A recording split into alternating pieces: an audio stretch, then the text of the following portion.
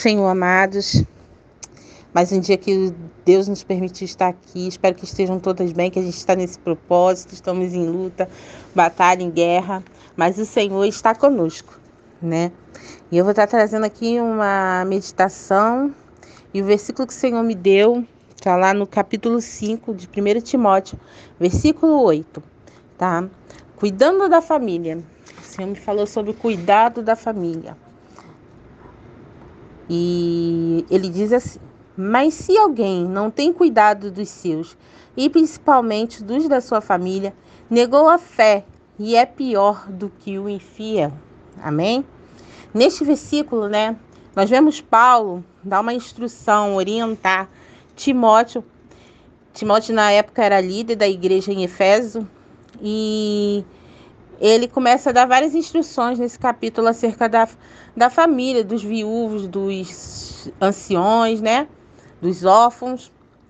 E o que a gente pode tirar deste versículo é que Deus, ele quer que cuidemos da nossa família, que zelamos por nossa família, que amemos a nossa família, que amamos a nossa família, né? E podemos ver que cuidar de nossa família é algo primordial para Deus, pois a palavra vai dizer que quem não cuida nega a fé e é pior do que um infiel. Tamanha gravidade, né? Para ver o quão sério é este versículo. Vejamos que Paulo, ele estava falando aos cristãos e não aos ímpios. E podemos pensar, como pode um crente ser pior do que um incrédulo? A resposta, né, é que muitos, eles possuem fé, mas eles não a praticam. Então, com isso, eles estão negando a fé. Lá em 2 Pedro, no capítulo 2, versículo 21, a palavra de Deus ela vai dizer o seguinte: porque melhor lhes teria sido não conhecerem o caminho da justiça do que conhecendo-o, desviarem-se do santo mandamento que lhes fora dado. Deste modo, sobreveio-lhes o que por um verdadeiro provérbio se diz: o cão voltou ao seu próprio vômito, e a porca lavada ao espojadouro de lama. Olha só, nós somos cristãos que conhecemos a palavra, né? Que conhecemos o caminho de Deus, o caminho de justiça. A gente não pode mais deixar de viver a palavra, né?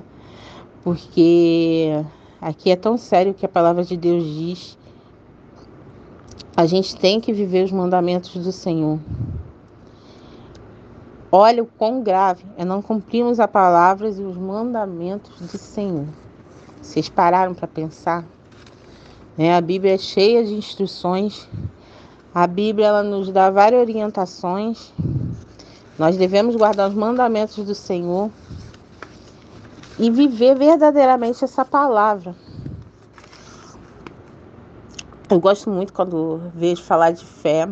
Aqui nesse caso, né, a gente vê também Deus falando sobre o lado negativo de não usar a fé, né, da forma correta. A fé ela deve vir acompanhada de boas obras. E se não fazermos boas obras aos nossos familiares, principalmente, nós não estamos exercendo a fé.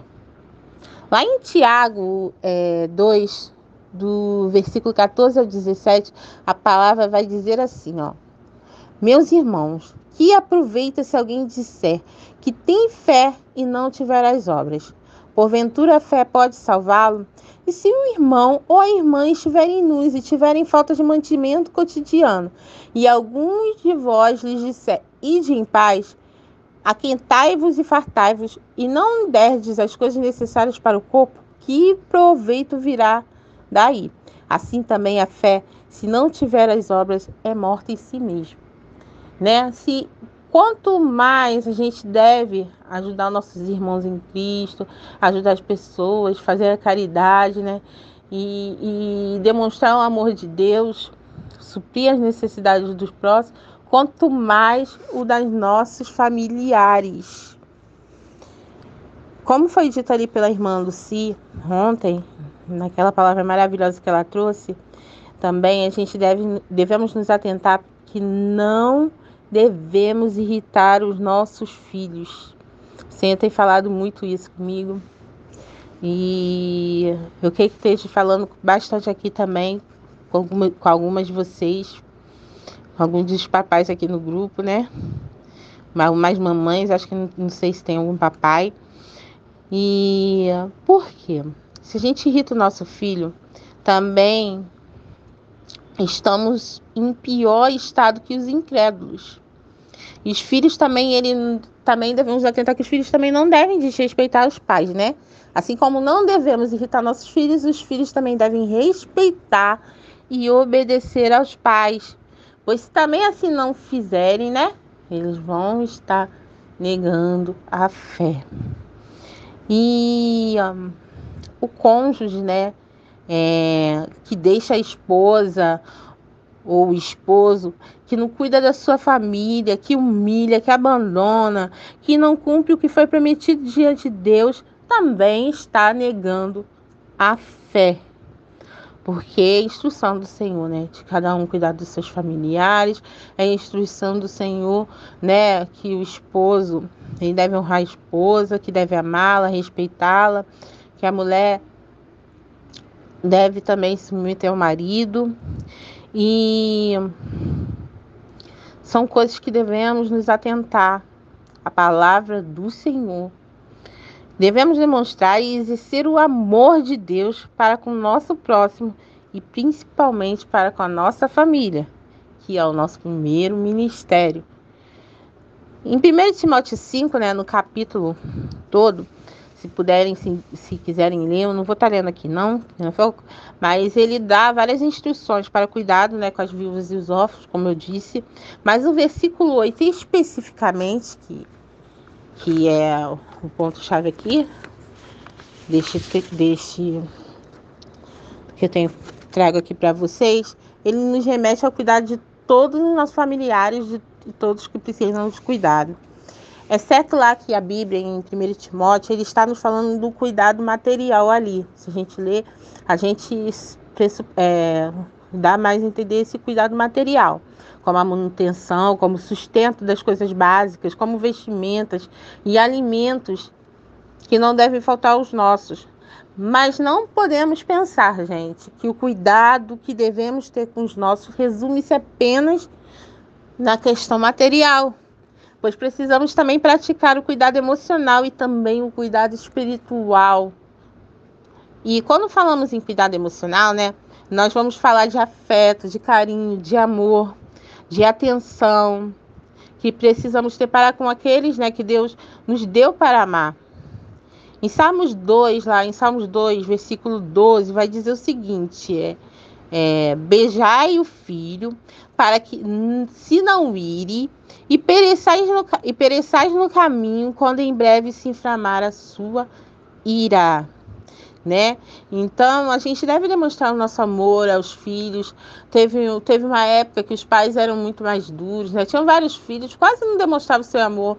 Hoje nós vemos muito isso, os pais tentando se dedicar mais aos filhos em amor, falando mais eu te amo, né? Porque também a gente não pode deixar de falar das ausências dos pais nos lares, né? Que muitos pais hoje em dia, por trabalhar, mãe, pai, deixam uma certa ausência na vida dos filhos. Eu louvo a Deus porque Deus me permitiu ter um trabalho que todos os dias eu posso buscar minha filha na escola, ter um momento a mais com minhas filhas, porque isso é importante, estarmos perto dos nossos filhos. E aqueles que não podem, eles devem, no momento que eles estão ali, fazer daquele momento, né? Momentos que a criança vai se lembrar, que vai sentir o amor. né? Não precisa de presente, mas é a presença, é palavras de afeto, é demonstrar o carinho. Eu mesmo, minhas filhas têm bastante brinquedos, graças a Deus, mas elas não eram muito de pedir brinquedo, mas com esse negócio de mídia, elas estavam pedindo brinquedo. Eu falei, não posso comprar brinquedo todo dia. Aí uma hora eu peguei assim, você quer o quê? Brinquedo da LOL? Vamos lá procurar a imagem da LOL. A gente comecei a imprimir papelzinho e cortar para elas começaram a brincar com bonequinhos de papel, e elas têm que gostar de fazer isso. Agora tem que ficar imprimindo folha e cortando, né?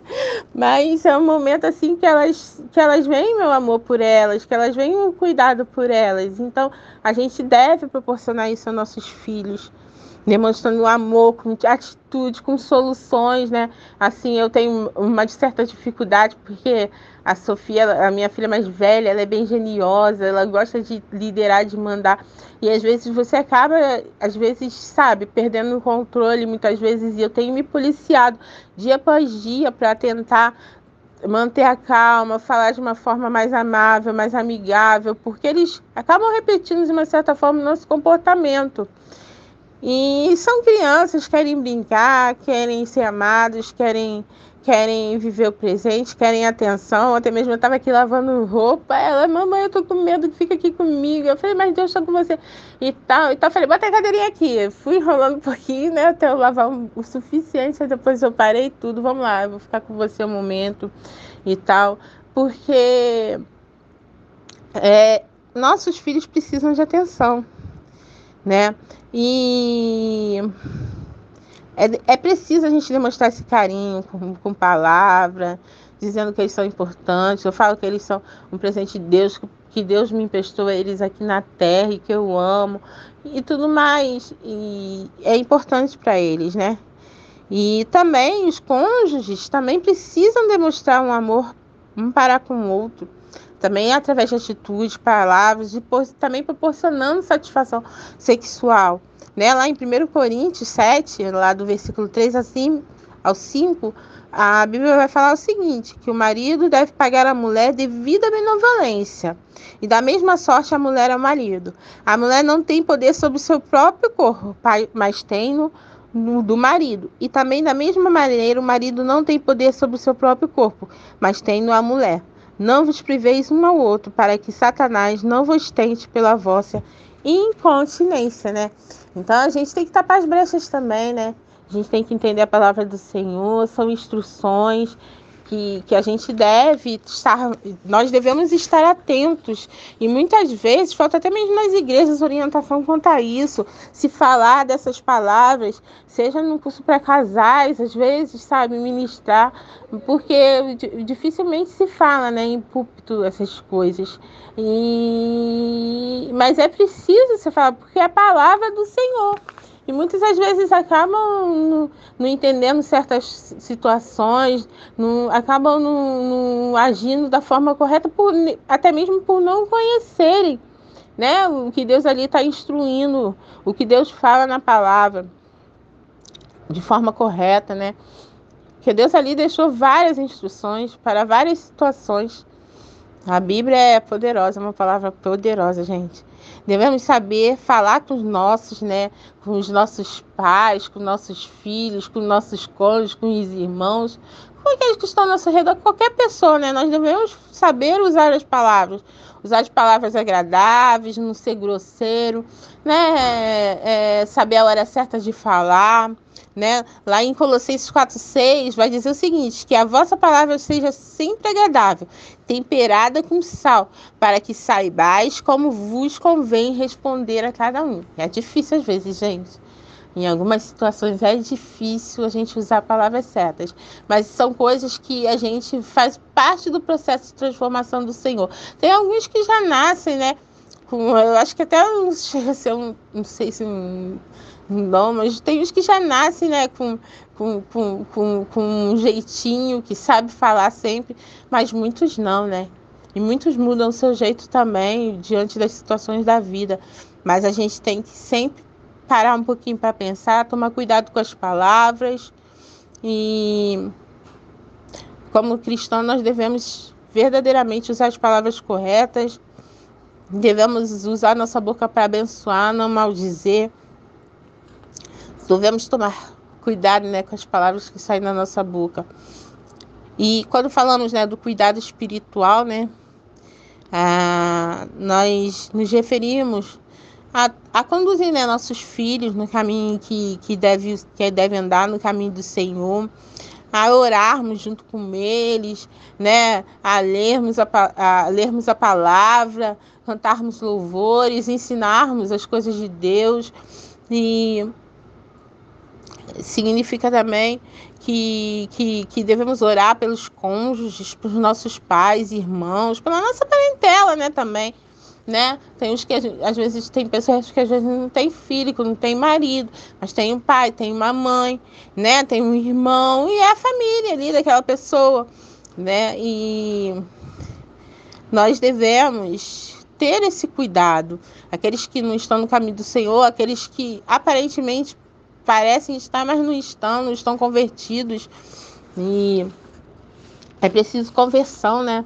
Em falar de conversão, uma vez a gente está fazendo um propósito e veio aquela dúvida, né? Ter convertido, não convertido.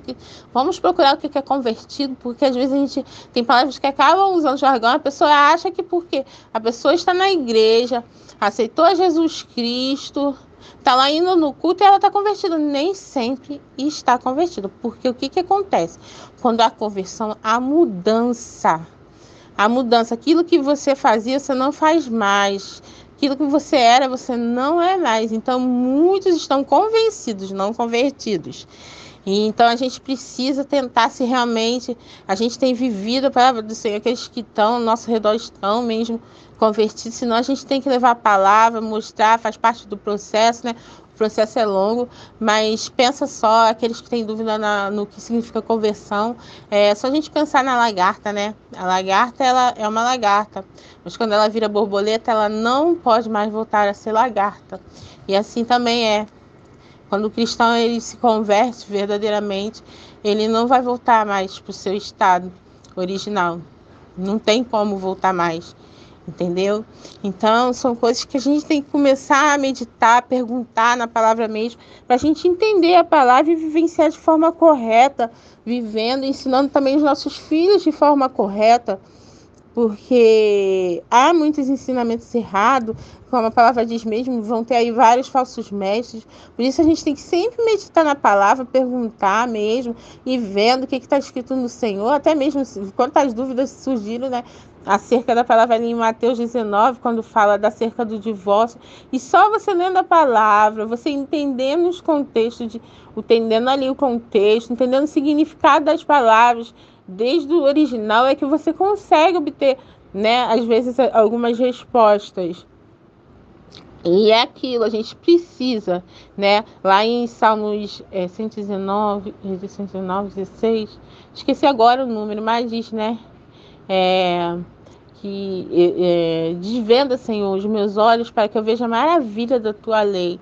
E Deus começou a falar muito quando eu comecei a usar esse versículo antes de ler a palavra: desvenda os meus olhos, Senhor, porque eu não quero mais entender por mim mesmo. Eu queria que o Senhor estivesse ali todo dia comigo, meditando na palavra. E foi assim que o Senhor foi me falando, não foi ninguém. Muitas vezes o próprio Senhor ali me falava e era tremendo: filha, é assim, assim, assim. Filha, é isso, isso e isso. É isso que eu quero de você, é isso que está escrito aqui. Me dava os versículos e ia dando coisas que às vezes assim parecia que o versículo não tinha nada a ver com o outro, que um capítulo não tinha nada a ver com o outro. E quando Deus te falava assim, você falava: nossa, nossa, que revelação do céu, que revelação do Senhor. E eu ficava maravilhada. Muitas vezes foram assim. E foi assim que me deu vontade de ler mais e mais a Bíblia. E é assim, para não deixar enganado, né? Conhecereis a verdade vos libertará. Essa verdade é a Bíblia, é a palavra do Senhor, né? Está ali na Bíblia. E repetindo mais uma vez, né?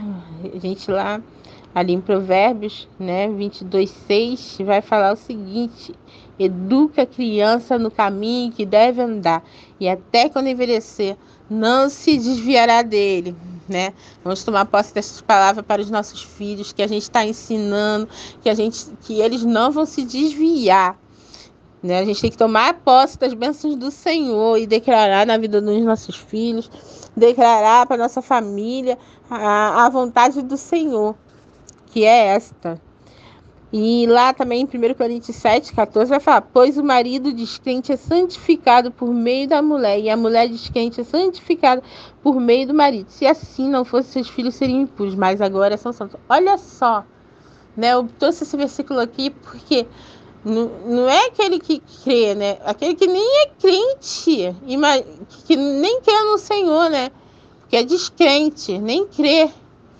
Ele é santificado pela esposa. Então, quanto mais os nossos maridos que podem estar, né, não estarem convertidos, mas que eles creem no Senhor, né? Muitos nossos já estavam ali na igreja. Quanto mais eles vão ser também. Eles vão ser alcançados por Deus através de nossas orações, através da nossa busca, da nossa oração. Eles vão ser transformados, né?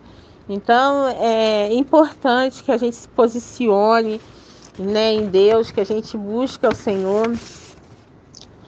E resumindo assim um pouco o que a gente falou, né, os pais cristãos, eles devem plantar nos corações dos filhos o amor a Deus e a sua palavra, e os cônjuges devem levar um ao outro para mais perto de Deus. Lá em Eclesiastes 4, do versículo 9 a 10, vai dizer assim: é melhor ter companhia do que estar sozinho, porque maior é a recompensa do trabalho de duas pessoas. Se um cair, o amigo pode ajudá-lo a levantar-se, mas pobre do homem que cai não tem quem ajude a levantar-se. Às vezes, muitos dos nossos, né, familiares caíram, mas se a gente está ali com eles, orando, buscando, Deus uma hora vai levantá-los. Uma hora vai levantá-los. Vai trazer de volta, né, para o caminho. Então, não tem sido em vão a nossa busca, gente. Uma hora Deus vai trazer de volta. Nós sabemos que os tempos são difíceis, que o inimigo ele tem tocado nas famílias. E orar por um cônjuge que foi embora, que está em pecado, é exercer a fé, buscar pela obra de Deus na vida deles. Orar por um filho que está perdido nas drogas, em vícios, afastado do evangelho, é exercer a fé. Orar por um parente enfermo, né, pedindo a cura, pedindo que Deus venha sobre a vida dele, é exercer a fé. Deus, ele deseja salvar toda a nossa família e devemos cuidar das necessidades de cada um dos nossos, sejam físicas, sejam materiais, né, sejam físicas materiais, sejam elas espirituais, emocionais. Devemos compartilhar nossa fé em Cristo e buscar a salvação para nossa casa. Quando Jesus ele entrou em nossas vidas, ele entrou desejando salvar a todos.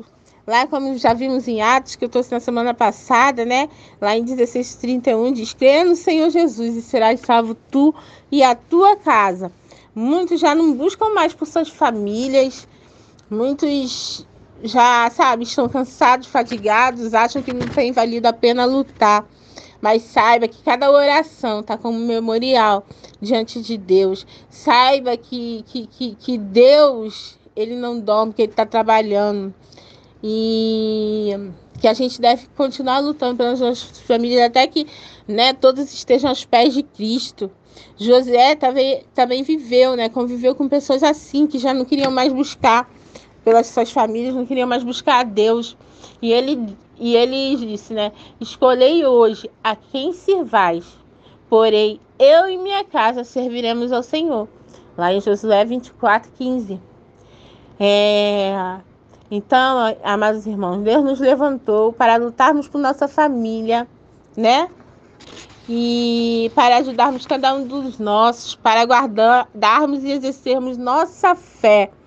E Ele tem nos ensinado dia após dia, e podemos dizer que somos privilegiados em poder estarmos também nos ajudando nesta missão tão difícil, mas é essencial que nós continuemos, é essencial que nos coloquemos na brecha, que nos levantemos em oração, que busquemos o auxílio para cada um dos nossos familiares, né? E eu peço a Deus que nos dê força e continue nos orientando, que continue nos guiando nesse caminho, nos ajudando no cuidado com a nossa família, que para um dia possamos declarar que nós e a nossa casa pertencemos ao Senhor e dizer como Paulo um dia disse: combati o bom combate, terminei a corrida, guardei a fé.